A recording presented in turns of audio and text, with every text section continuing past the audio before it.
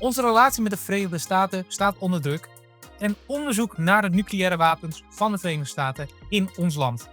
We zijn nu vandaag met Amerikaanse gasten, so today will be in English. Welcome to What's Left. De NAVO, eigenlijk is het gewoon aan het ophouden te bestaan. Nou ja, het hele idee van Amerika als grootste vriend en beschermer. En je kunt je altijd storten in de armen van de grote beer die zijn armen om je heen slaat en zegt: maak je geen zorgen, wij zijn er voor je. Dat is nu over. Ja. Ezra. Yes. You brought in some articles about our relationship with the United States. Please tell us, why is this relationship under pressure? Well, you see it already in the clip because of NATO. The Netherlands and Europe wants to be more independent. That's one thing, and because of Trump, so that's another thing. And there has been a discussion in the parliament, in the Dutch parliament as well. Between them? Mainly it is actually Foreign Affairs Minister Tom Berensen, CDA, who defended the cabinet's position that the relationship within the United States remains strong, important, despite President Donald Trump. He emphasized just that we are still dependent, but it is a temporary. Within the circumstances, it's okay, and we also have our own Interests. Thank you. So he takes this position and he defends the cabinet. But there are also other parties who are against it, like Pro, SP, Volt, who are like, well, we could do a more harsher stance on this because we are talking about a radicalized America and who wants to involve more and more and put pressure more on Europe. And that's beyond Trump. Yeah, and it's better to be independent. Okay. And then we have Volt, who's 21, Michiel Hogeveen, who says, well, it's just temporary what's going on in America. So let's get away with Trump, but maybe tomorrow we will have. Okay, thank you. Else. Today we have Chris. Hi. You live in the Netherlands, but you're from the United States. You're an organizer for the Democratic Socialists of America, or you were? Yeah, I was. Hi, everyone. My name's Chris. I originally moved here from the Netherlands, from Washington, D.C. The Washington, D.C. area, I guess you could say. And I was a logistics officer for one of the local DSA chapters, helped coordinate fundraising events and firearm safety training for everyone in the local chapter. And it was a proud moment for me. And I'm looking to continue that here in the Netherlands, if I can, to assist with the good fight in any way that I can. And thank you for having me here. Perfect. Thank you. Yeah. What do you think about the situation? Is the imbalance in the relationship with Europe and the United States, is that a temporary thing, or do we have to prepare for something which will be going on in the future as well? Well, okay. So what the minister, it was a minister, right? Yeah, said about, oh, well, this is just Trump, and then it goes back to normal. No, no, I don't know what world you're living in. I don't know what mindset you have to believe that, but this is deeper than that. The Trump is a symptom of a larger failure in American society, right? And that larger failure is not being addressed. If anything, it's being accelerated. So it is in Europe's interest and in the Netherlands' interest to not be reliant on the United States for things like critical infrastructure and defense and trade, even stuff like food. That we should be able to handle that at least at the EU level without involving not even just the United States, but other. We get a lot of energy from Saudi Arabia, right? A lot of oil from Saudi Arabia. That's a theocratic, authoritarian state that doesn't produce a whole lot other than something dead dinosaur carcasses out of the ground, right? So instead of diverting money to that or paying the Americans for military or the promise of military protection, whether or not it would actually materialize to be quite honest, I don't think it would. But the promise of military protection is a waste of resources and is it's almost like giving up, kind of, right? Like you say, oh well, there's nothing we can do, so we just have to pay the Americans to do it. Like it can't be the end of it. I'm sorry, that's too. Where's the optimism? Where's the no? Of course we can do this. We have the resources, we have the people, we have. No, yeah, we as in Europe, I should say. I'm sorry. Can I say we? I don't even know. I don't even know. And Europe has the resources and the people and all of everything is here. It's just a question of political willpower at this point, and it's easier for these people in the government, in the CDA or the VVD or whatever, to sit around and say, "Well, this has worked for so long, so and we change." Oh, that sounds like we would actually might have to do our jobs and like get paid to do something about this. But no, they just want to sit home and relax and okay, it'll run and stay the same forever because it's in their interest. But sorry. Ines, you're a member of the Socialist Party of the Netherlands. That's right. You have interest in like international politics. Sure. Also, digitalization is something you work for. You're busy with. Chris talks about Trump being a symptom of something bigger. Do you agree with him? Is Trump a symptom of something bigger?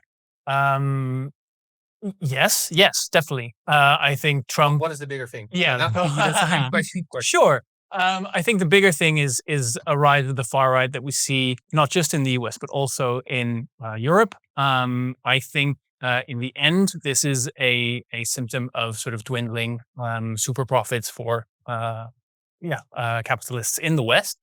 You see that power relations all over the world are changing. You see that the global South is emerging as a much stronger player, and so the exploitation of those countries becomes much more difficult for the West. And so in order to keep those profits up, you see austerity implemented everywhere, which results in very unhappy citizens who are eager to shift the blame towards mostly immigrants in this case. A lot of problems, of course. Yeah. Can you summarize them? You have the problem about the Netherlands with migrants language. We have the exploitative relationship with the United States. Yeah. And third is like rising right-wing politics. Yeah, I think they're all sort of sides of the same coin. It's the idea that basically, yes. Yeah. So things are getting worse for everyone everywhere, or at least for except in China. And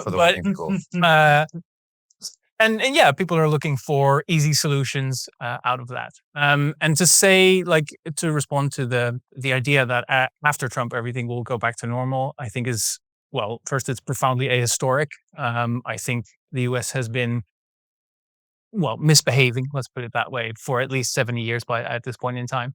I think continuing close military relationships with a country like that really just demonstrates the emptiness of liberal politics and things like international law. Yes, but right now it's more clear. Like, sure. In the past, you had this. Okay, I'm not trying to explain it for you. Yeah. You had these interventions, and you could say they are in some way they are presented in like common Western interests. Yeah. While at this moment you see like a situation in Iran, which is very clearly not in European interests. Absolutely, yeah. So the mask is slipping, I think, is the best way to say it. This sort of ties into what Carney, the Canadian prime minister, said in his sort of shocking speech at the time. For some people, the idea that like the international rule-based order is over. Yeah. And so I think that's becoming more and more clear to people everywhere, even though I think it was always kind of an illusion anyways, which I think is, well, today very clearly demonstrated in the differences between how we, for example, treat Russia versus Israel. There's always people are very eager to put other people or countries into camps of good guys and bad guys, and the bad guys do bad things and the good guys do good things. And well, if anything good comes out of this is that maybe our perception of the US switches from them just being the good guys into maybe sometimes things go wrong. I understand. So, Teun, you're a local politician for B1 B1 in English. Yeah. I would call them together. B1. In English, and lots of analysis and lots of problems. What is the solution? What is the way forward? Yeah, that is a really good question. And I mean, no answer. And then there were like questions, like 50 answers to answer that. But it's one of them, of course, it is reevaluating also within Europe how we treat our international safety. And that is something that I also still am very critical of. I'm glad that the idea of discussing our relation to the US is again on the table. It hasn't been for a while. And now that the mask is finally slipping off, people feel good enough to speak up about this country, which has been breaking human rights for decades. Well, can you say that in a way Trump can help the left because the United States is looking great No. because they're now openly problematic. Well, like 10 years ago, or maybe 20 years ago, when you had liberal presidents, they were still trying to put it in a frame of human rights and everything which belongs underneath that. I mean, if it's looking at the left in Europe, then sure, we are now discussing again our independence or non-reliance on the US within Europe, which we should still be critical of, because let's be fair, Europe also doesn't have a great track record of international human rights promotion and the promotion of general human welfare. But Can you explain that? well, I mean, it's Europe is the continent that colonized the vast majority of the global south and has been wreaking havoc ever since. But it was before 1945, Robert Half, we became civilized. Exactly, and then it was completely fine, and nothing bad ever happened. You don't It's- agree. No. And then again, it is something that you can still be critical of, but still say, well, we still need our international safety. Let's look within a European context how we can promote it and make sure there is some sort of self-sufficiency there.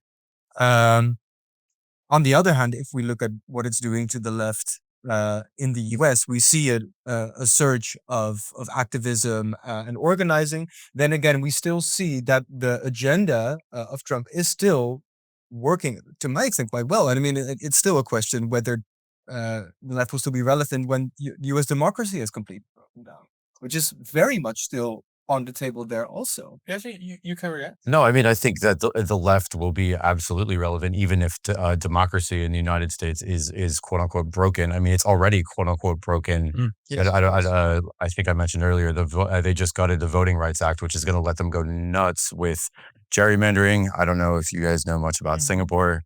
You have to explain it about the gerrymandering and the voting law. Sorry. You have to explain a bit Oh. about gerrymandering and the voting law because you're telling new information. Oh, sure.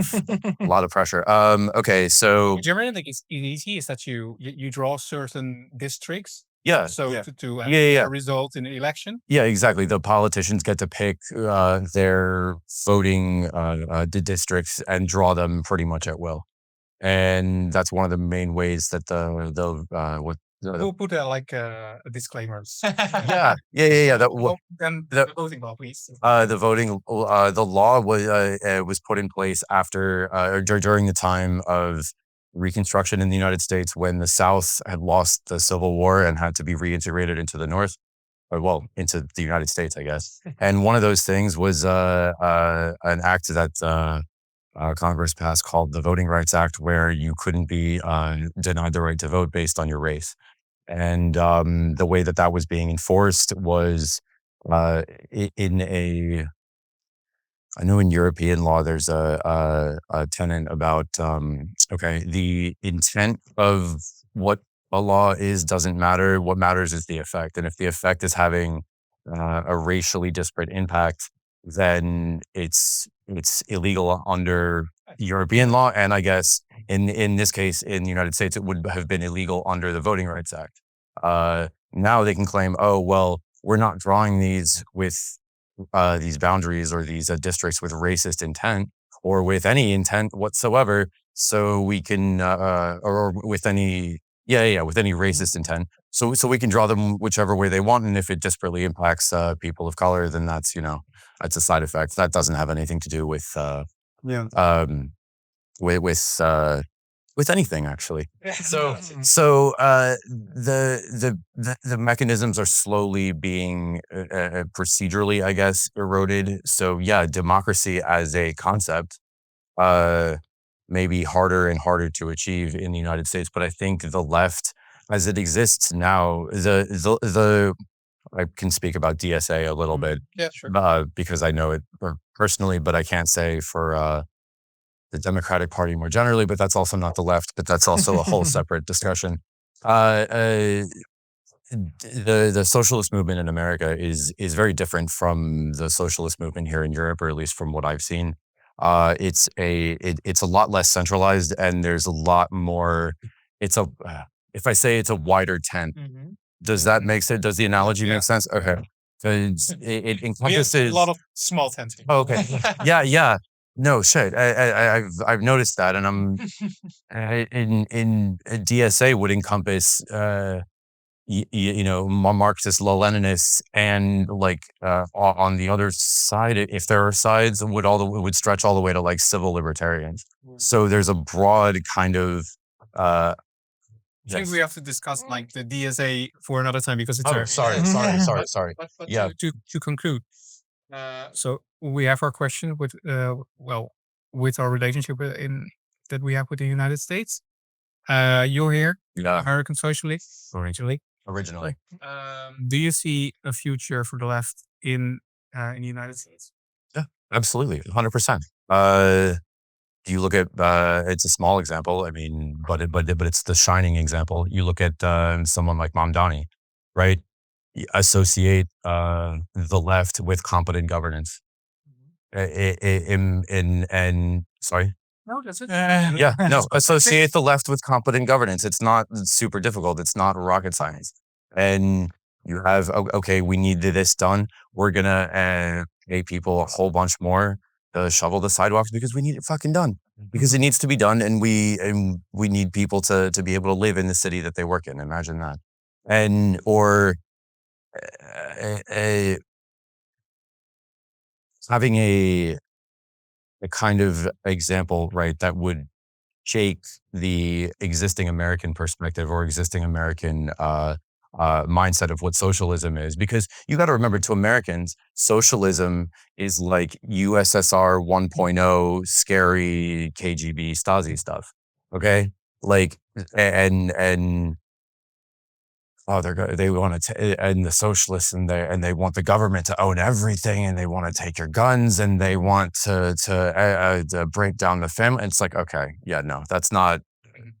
And to have a socialist or a self-proclaimed socialist run for office, do a better job at running the state than they are, that both the liberals and the conservatives would be.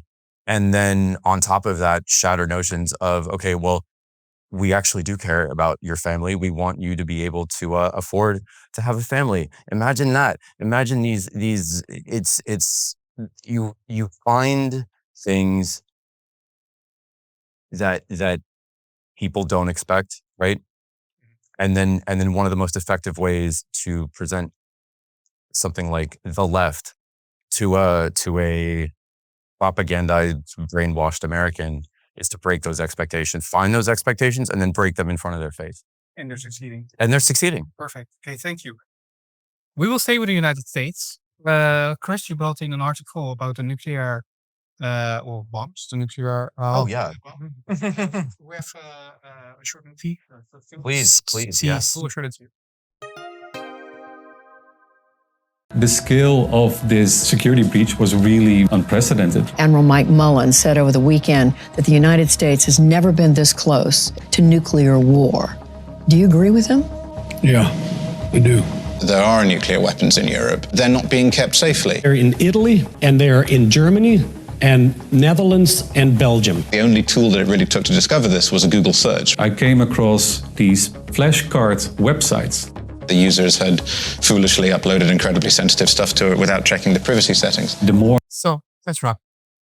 I see a lot of things about nuclear arms in Europe. We have them as well in the Netherlands. What was the article that Chris sent us about? Well, actually, it's a investigation of journalist Volker Bosma, and he works for the peace organization PAX, and he investigated just online on the internet by making smart use of social media, fitness apps, and open source databases. What he find out is just secret military base locations and information, soldiers' home addresses, and even information about nuclear weapons systems. So yeah, quite concerning as you can find so easily online. Okay, so we have nuclear weapons owned by the United States in the Netherlands. Yeah. And their operational security is not even on point. That's basically what it is about. It is, yeah. So we have nuclear weapons in Volkel. Yeah, I mean, and is it a surprise to anyone also? Like, it's been an open secret for at least decades now. And it makes us a target because this is known also by other powers that would maybe be a threat to us one day. And the issue, because it is still a state secret, is that it cannot be discussed, even though it is literally known by everyone. So if you were in parliament and would want to discuss the safety of Volkel and the nuclear warhead stored there, the minister would say, we cannot discuss that because it is a state secret, which is bizarre to me, first of all. And is it a smart idea? No, of course not. It makes us, it's riskful. It is also... In what way riskful? Well, say that there would be war breaking out between the Netherlands and whatever other country there is. They would know exactly where to strike, and especially if those warheads are not safely stored, it would be a very big threat to the direct region, but also to the wider country as a whole. And we don't even have any say over what happens to those weapons. If the US would one day just decide that we would need to use those missiles, we would have no say in what happens with weapons that are stored in our country, which is also a very clear sign that the Netherlands, until so far, has been acting as kind of a vassal state to the US. Which I don't think is a very great position to be. Linus, do you agree? Are we a bigger target or more legitimate target? Is it a target because of the storage of the nuclear weapons here? Possibly. But that's, I think the point that I find more salient is indeed the fact that we don't control the nuclear weapons. Like, to have nuclear weapons in the first place is a discussion that should be had. But to have them and then not being able to use them feels like a lose-lose situation of the worst kind. You're just a target. Basically. Like, yeah. And if anything, if the US does decide to use the nuclear armaments, you really don't want to be in the place that they're being fired from, right? But I think, like, what this article really highlights is I want to say sort of the illusion of security and digital security in specifics. I'm a software developer by trade. And we used to joke, like, in university, they would teach us, like, the easiest way to circumvent the strongest encryption is with a pipe wrench, because someone has to know the password, and if you hit them in the head twice, then they will give it to you. And so in any sort of security situation, the weakest link will always be the human in the loop, and there will always have to be a person in the loop. And that's what you see here. This is, people uploading flashcards to software that they don't realize is being sort of publicly shared. It's people sharing photos on Facebook that they don't realize everyone can see into. And it's, to me, it also highlights, this was a great disillusionment of me becoming an adult, is realizing that the entire world is held together with sort of spit and prayers. And that includes our institutions, the military, our government, everyone's just sort of winging it. And that's not a great situation to be in when you sit on weapons that could sort of end humanity. So I understand. Yeah. So there's a lot of amateurism also in the States. Everywhere. And it's a bigger problem when it's about the nuclear stock. Definitely. Yes. I see. Amateurism. Where do I even begin? Okay. First of all, what we just saw, this piece from the news was put out about 3 years ago, right? So this is not something new. They're talking before, the ministers are talking, oh, this is just Trump. And then once Trump goes away, then everything will be fine. No, because this, I think, 3 years ago was under Biden, right? So if they're continuing to have it's continuous, okay? If it isn't even, it's what is it? The uniparty, right? You have two sides of the same political party with core things that don't change. And one of those things is that they are incredibly entitled and bad when it comes to running their new nuclear weapons capabilities. And the entitlement of we can't confirm or deny this. Okay, well, we have proof that your quote unquote state secret is not so secret, and kind of it worries me in a way. And they go, oh well, we can't talk about it. Well, what that amateurism is I think that it's coming out. I mean, it was also like a year ago that we were reading like WhatsApp messages between like the Minister of War and Trump. Oh yeah, so that's how crazy it is. We are told that the people in government, they are a professional organization, people who know what to do, but basically they're not, and we have. And they're still feel entitled to. And this is the country that you guys are, or that we are relying on for protection from whatever country may come along for defense. I see, but I have to be critical because there are a lot of. Please be critical. Well, this is a leftist, maybe Marxist state. Read me, do it. But normally when you talk to like the normal military strategist people on the television, they will tell us, okay, we need this American umbrella for our safety. What do you tell to them? Because they say it's part of our deterrent power. Yeah, well, it's a deterrent with the person holding the umbrella that is now just throwing stones at everyone else in the room. And then it's a question of, are we going to stay under the umbrella, or are we going to find a new umbrella, or how are we going to make sure that it is a non-nuclear umbrella? Do we build our own umbrella? And what sort of umbrella are you talking about? Or is that to be investigated? It is to be that I know, but personally, I am against nuclear weapons overall, and I don't think it's a good idea to have that. I don't believe in the deterrency of nuclear weapons, and I think history has there's a lot of ways to back that up. We've seen it nearly go over the edge quite a couple of times, and overall, it is. Especially in this case where we don't even have control over it, it is the worst place to be. If we were to detach ourselves from the US, it would also mean giving up those nuclear weapons. I think it would make us more safe instead of being in a greater risk, because there is no reason to target us if we do not have nuclear weapons that we don't control. I understand. And why are these weapons placed here then? I mean, they're not even placed only here. As we saw in the video, they're placed in Germany. They're placed in also France and probably other places. France. France. They have their own, of course, but they are placed in a lot of different places. And in the Netherlands, Belgium, Germany, and Italy. Yeah. So we're not even that special. But they are placed here because we have been very, very happy to work together with the US for the past decades. And now we're seeing the flip side of that. I see. So, Teun, he was talking about thinking about other ways of deterrence. Yeah. Today, well, I was just reading like party programs of other parties in other countries, and I came to like the Mélenchon program, La France Insoumise, which is like sort of Socialist Party B1 mixture, but then in France and bigger and more successful. Yeah. They were talking about developing a digital deterrence. A digital deterrent? Yeah, is that something that you would imagine?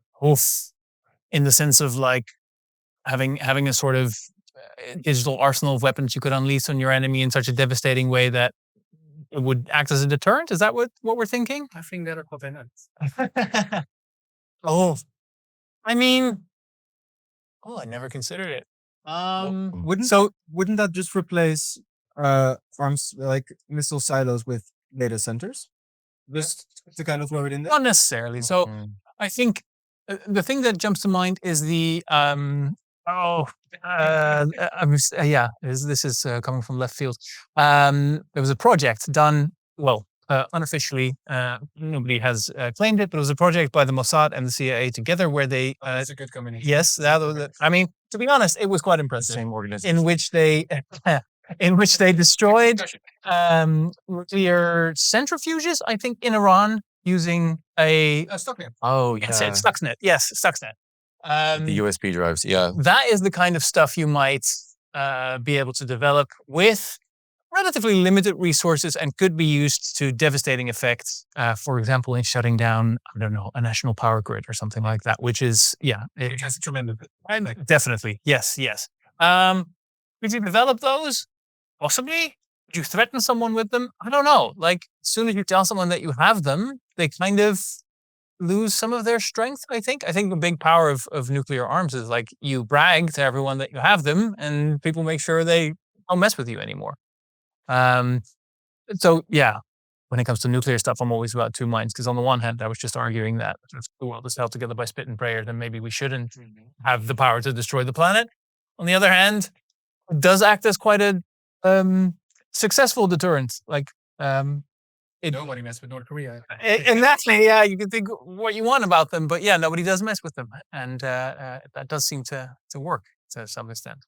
So, and I think all in all, it's a relatively cheap solution as well. Yeah. Okay. Well, thank you, everyone. Something to add? So everything that you just described with having, you say, the detractors at least will say, okay, well, we need these American weapon systems and these umbrella whatever things here for our security. Okay, why is at least at the EU level at least? Why are we not able to do this ourselves? Well, we're currently busy. Then now our government is talking with the French government about being part of their nuclear umbrella. Okay, yeah, well, exactly. So then why do we need the Americans don't need to be here? Or what? Wow. Shooting you. Sorry. Yeah. Whoops. Let's put that. No, the American military presence. How about that? The American military presence doesn't need to be on this continent because the continent should be able to do it itself. That's to me, that feels like common sense. If you rely on any other country, not even just the United States, if you rely on any other country for your basic needs and infrastructure practices or policies or whatever, then you're going to leave yourself vulnerable to becoming essentially a vassal state or a puppet state or a client state or whatever you want to call it of the people that you need stuff from. And I don't know. The digital I'm sorry, digital nuclear weapons, was it? Yeah. Oh yeah. Oh, okay. So the digital what is it? Attacks. Deterrent.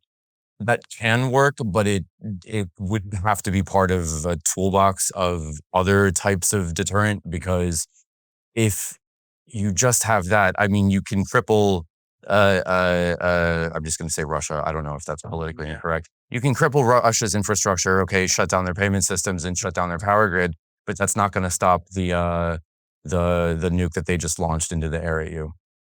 And you need to be able to neutralize stuff like that. And that's not going to happen digitally. That happens with, well, you said spit and prayers, so maybe more spit than prayers, but it happens with what we have now, sort of. Okay. Well, thank you. There's still a lot of questions. I think we have to have another discussion about being under the French nuclear umbrella. I would like to put that talking point between you two. But that will be for another time. For the viewers, thank you for watching. I'm sorry, and hope to see you again tomorrow on What's Left.